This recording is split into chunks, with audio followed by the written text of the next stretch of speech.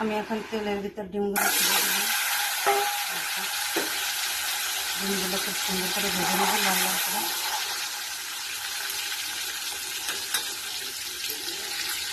দেখো ডিমগুলো খুব সুন্দর ভাজা হয়ে গেছে, লাল লাল। এগুলো আমি এখন তুলে নিচ্ছি।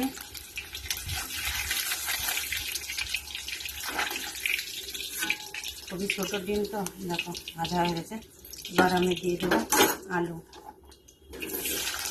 আলুগুলো ভেজে নেব।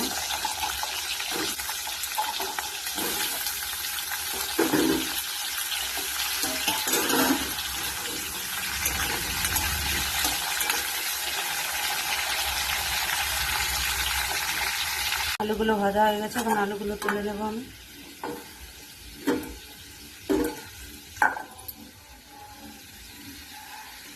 দেখো আলুগুলো তুলে নিয়েছি, হয়ে গেছে ভাজা। এখন আমি দিয়ে দেবো ফোড়নগুলো। দিলাম তেজপাতা,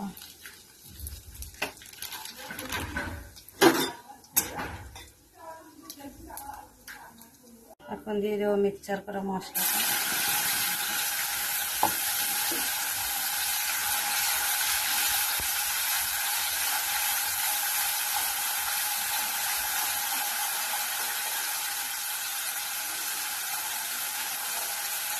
হলুদ দিয়ে দেবো,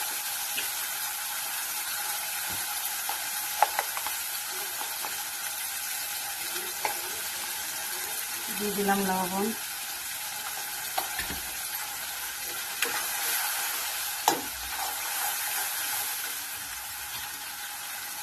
দিয়ে দেবো।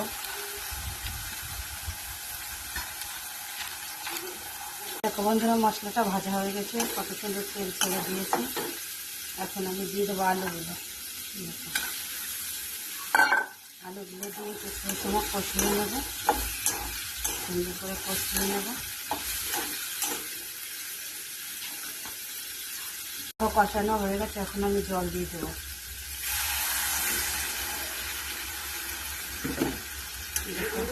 জলটা দিয়ে দিলাম, কিছু সময় জাল হবে। দেখো তরকারিতে জাল উঠে গেছে, এখন আমি দিয়ে দেবো ডিমগুলো। ডিমগুলো দিয়ে দিলাম, আর কিছু সময় জাল দেবো। তারপরে একটু ঝোলটা কমলে নামাবো। আর আমি ওই পাশে কড়াইতে দিয়েছি পটল ভাজা। তো দেখো হয়ে গেছে, ঝোলটা হয়ে এসছে। একটু ঝোল ঝোল রাখবো, কারণ আমার বড় একটু ঝোল ঝোল খেতে ভালোবাসে, তো তাই দেখো এখন নামিয়ে দেবো। কালারটা জাস্ট সুন্দর হয়েছে।